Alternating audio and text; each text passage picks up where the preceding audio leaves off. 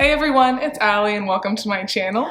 As you can see, my dad is here. We are by a different fire, but we're still doing a fireside chat. And this video we've been wanting to do for a while now, just finally getting around to it. And that is just kind of a general chat about sustainability and some of the behind the scenes of what really happens to waste when it goes to a landfill. So I figured I would just let you kind of talk about your background a little bit and why you are a professional in this industry. Sure. So I have been in the solid waste and recycling industry for the last 35 years. So as I graduated from college, I entered into the industry, and I've worked for very large corporations in this field in many different jobs, as well as small companies. I actually started my own company 12 years ago and developed that into a 7-location operation with operating about 110 trucks a day in the collection side. But I've run landfills, I've run recycling centers, done a lot of different things over the time. You know, solid waste and recycling has been pretty much my work career. So, have you enjoyed it? There are things that I've enjoyed very much. There's also things that I haven't enjoyed very much. But yeah, that's probably everybody's job, right? I mean, it's an important part of our economy, an important job that all of my teams have played in their communities. And I think that, you know, it's something that not a lot of people know a lot about. So, you know, maybe today we can shed some light on some things that people just had no idea about. Yeah, for sure. I know a lot of people were asking basically just what happens to an item when it gets thrown in the trash. Because, I mean, you're very familiar with it. Our family in general is very familiar with the process because he's worked in it his whole life. But most people don't understand, I don't think, what really happens to waste. So can you just talk a little bit about the life cycle? Yeah, sure. So in the 35 years I've been in the business, it's changed quite a bit. You know, one of the things that when you put something in your trash, either at a business or at your home, that piece of material is destined for the landfill. There is no continued reuse of that material. That is kind of the end of the life cycle for that product. Or that item. So the only thing that we could hopefully get a positive from items like that are older landfills actually sometimes are able to generate methane, make electricity from that methane, but that's pretty far down the road. You know, so when you throw something out, you might as well consider writing that off. It's gone. Its useful life to us is gone. I'm not even sure about this either, and I'm sure a lot of people watching this won't be sure. What is the spatial situation? Is there room for more waste? Are we running out of room in the landfills? Yeah, so it's funny. That's one of the big changes that's happened over the last 35 years. It used to be thought of that airspace in landfills, and that's kind of the way we describe landfills is airspace. So they are permitted. They can be so wide, so tall, and contain so much capacity based on those permits. There is actually a glut of airspace as we speak today. It used to be as recent as, say, 20 years ago, there was huge fears about no landfill space available. Now there's clearly certain parts of the United States that have less capacity, and I'll give you an example of the Northeast. The Northeast has a high population, low area, so you might guess that there's going to be less airspace available there, and they're generating a lot of trash. In areas like where we live in Ohio, there's landfills that don't get enough trash. Yeah. So, you know, it's very different, but net by recycling and reducing and reusing items, it's actually created more airspace in this country than actually at this point that we need. So would you say, because I think most of you guys watching are Americans, we tend to focus very much on what we can do to be more sustainable here. But really, in comparison, right, the US is doing a very good job compared to many other countries, especially in Asia, correct? Yes, I tell you, some of the very, very best people in the world at kind of sustainability are the Europeans. Mm-hmm. Europeans, so that's where populations have lived for a very, very long time. They have been big users of resources, things like trees and that sort of thing.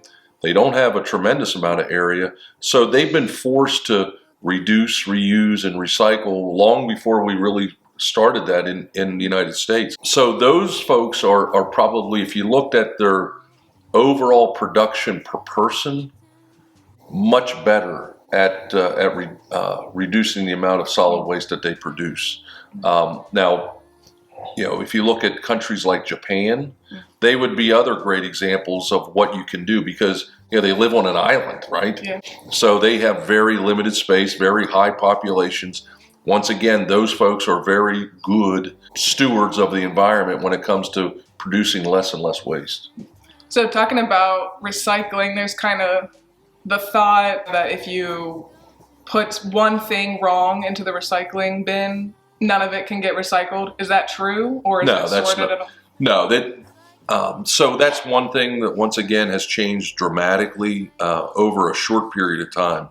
It used to be in the late 80s when recycling laws became effective that we thought as an industry it was better to actually have compartmentalized trucks, and we did the sorting in front of your house. Mm-hmm. You know, there would be something for aluminum cans, there would be something for steel cans, something for newspapers, and we separated the trucks that way.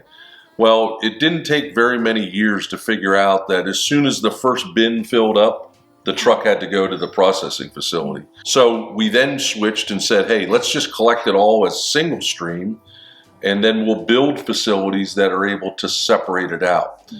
And that's the way it's been now for several years, and that's the most efficient. The cost really is in the collection.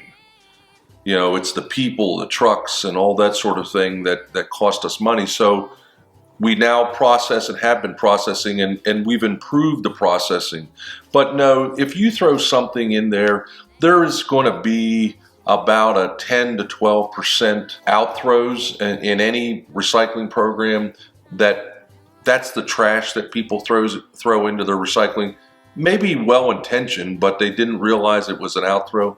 That is going to exist in almost any program. One of the things that's changed dramatically over just even the last few years is the onset of the electronic age and using the internet. Mm-hmm. You might not think about this, but the consumption of newspaper is much lower. Oh, yeah. So we used to have communities that the average resident, every resident would at least get one newspaper. Some more affluent neighborhoods would get 2 and 3 newspapers every day. Mm-hmm. Now we have communities that produce almost 0 newspaper because they do everything online. Mm-hmm. So you can see the volumes of material has changed very dramatically. Packaging itself has changed very dramatically. Mm-hmm. You know, so we used to put everything in a big cardboard box. Now we've reduced that. You know, you can buy items that are more concentrated. That has smaller packaging, mm-hmm. producing less material either to be recycled or to be thrown away. It's been very fluid. You probably never thought about a lot of that stuff, right? No. Well, you have had some crazy stories over the years about what can be found in dumpsters. So I thought it'd be interesting for the people to hear about what what can be put into dumpsters that are found by poor trashmen. Yeah, and then, you know what, over the years it's been very, very crazy. I mean, you know, we've had such sad situations where either whole bodies or parts of bodies we've discovered in containers. You know, those are sad results, but we've also seen, you know, just in the last year, I mean, so I've been in this thing for 35 years. In the last year, we have onboard tablets for our drivers, and they're able to take pictures. We had a picture sent in from one of our drivers. He said, what should I do with this? It was 4 legs of a steer, if you will, a cow, and its head inside this container. Nothing else, no body. And this was like downtown Columbus too, right? Yeah, this was not in a farming community or something like that. No, it was at an apartment complex. I said, where the heck is the rest of the cow? Yeah, we've seen very crazy things. We've obviously had folks throw things away that they didn't intend to throw away. I mean, diamond rings and heirlooms and those sorts of things. Yeah, it's been pretty crazy. I mean, there could be a whole video just on stories. Yeah, unfortunately, that's right. Some of them are humorous, some of them are sad, but the fact is that, if you can think about it, people can throw away almost anything. I mean, it's crazy. Well, guys, if you have any more questions, definitely leave them down below. And as my dad said, he's a business owner. He started a business from the ground up. He was not born to an affluent family or anything. So if you're interested in hearing more about how he built himself to where he is today, that could be a whole nother video too, and let me know if you're interested in seeing that. But I figured we could close this video off by you just telling people how they can make little changes in their life to be more sustainable. Because if you watch my channel, you're probably a thrifter for many reasons, but one, I think, for many of us is to be more sustainable. So if you could just give some tips. Yeah, I think that it really boils down to 3 different things that we can do. We can either reduce the material that we use, we can recycle, and we can reuse. Those are 3 easy things that we can focus on. And just think about it, reduce. Oftentimes we just throw away excess. We buy too much for what we need. Call it the Costco theory of, I'll buy 20 items, I need 15. Well, the price is right enough that I'll just throw away the last 5. Yeah. So reduce the waste that you produce. Reuse. I mean, there's a lot of containers that are a result of maybe something that we purchased. The original intent is gone. The contents are gone. But the vessel is still there, whether it be a box or a bottle or whatever. They still have value, right? You can reuse that. Maybe it takes putting a different label on it or whatever, but in many cases, we might go out and buy a new container and we just threw one away. Reuse items. And then finally, be active in recycling. I mean, there's a lot of things that we can give new life to by turning it over through recycling programs, either at home or at work or in our communities. Be good stewards of things like, old corrugated cartons, paper in general, the normal things that we see, and, aluminum cans, steel cans. Glass actually is something that has fallen out of favor. It's fallen out of favor because the value is really not there. But even in some programs, there are still glass programs. The resale of materials to be produced into new, it's a world economy. Actually, what we don't realize is that a lot of the value is created in China or in other parts of the world. A big mill in China shutting down, even for a few weeks, can have huge impacts sitting here in Columbus, Ohio, and what the value is. We can all reduce, reuse, and recycle better. So, if our goal was just to every day do a little bit better, find another use, make sure that when we look at our trash containers, we don't have things in there that we could repurpose or at the very least recycle. I think it's literally that easy day by day to improve our habits.